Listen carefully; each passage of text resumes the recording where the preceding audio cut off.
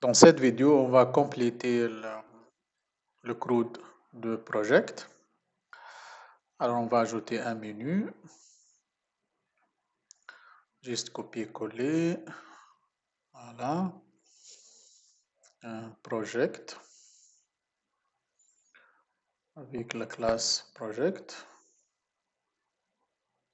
C'est bon, il est déjà importé. Actualiser. Voilà.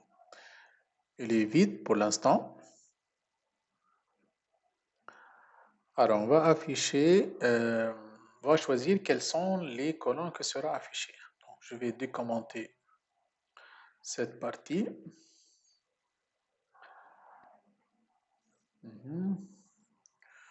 Supprimer ID1. Alors, chaque projet possède une description.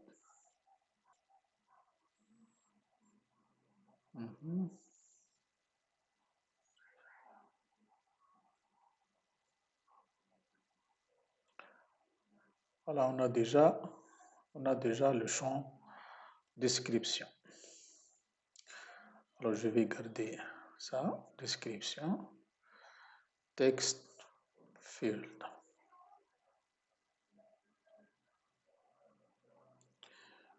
On va prendre le texte IRA field, c'est mieux, puisqu'il s'agit d'une description.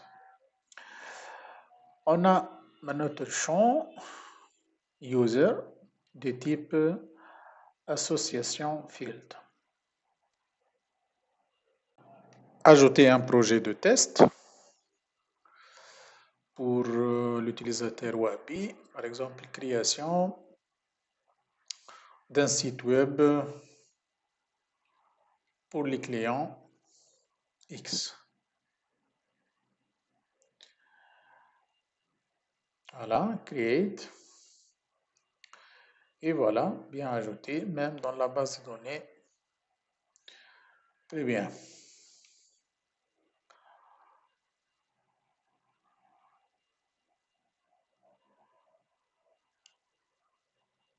Alors maintenant, on va ajouter les actions. Pour cela, on a besoin de la méthode configure action. Et on va modifier la variable action. Donc, je vais supprimer ça. Action, flèche, voilà. Add CRUD, page index, action. On va changer ça par détail. On a besoin d'un bouton pour les détails. Alors, on va modifier l'action edit. Voilà. Alors, edit, on va ajouter petite icône pour cette action. Alors, return, action, flèche, cette icône. On va choisir une icône, par exemple, pencil. Ça, c'est pour l'action edit. Copier-coller. On va ajouter de même pour delete. Donc, delete.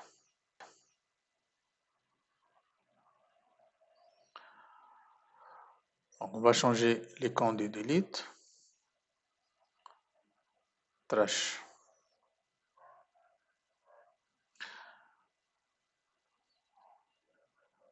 Ok, très bien.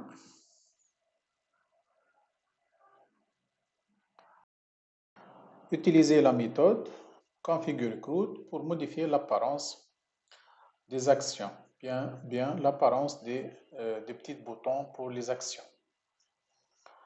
Alors, slash plutôt $CRUD,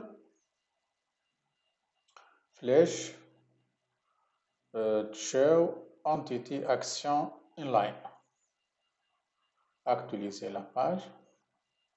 Et voilà les actions en ligne.